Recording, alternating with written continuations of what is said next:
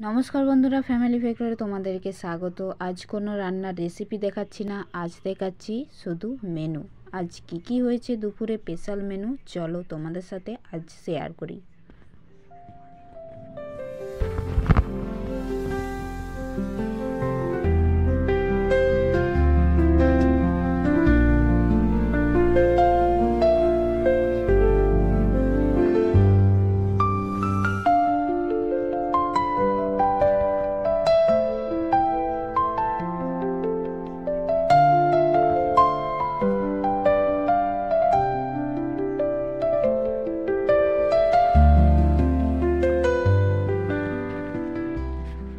তো আজকে special menu কেমন লাগলো তোমাদের কমেন্ট করে জানাও। আর ভিডিওটা যদি ভালো লেগে থাকে একটা লাইক অ্যান্ড সাবস্ক্রাইব করে দিও।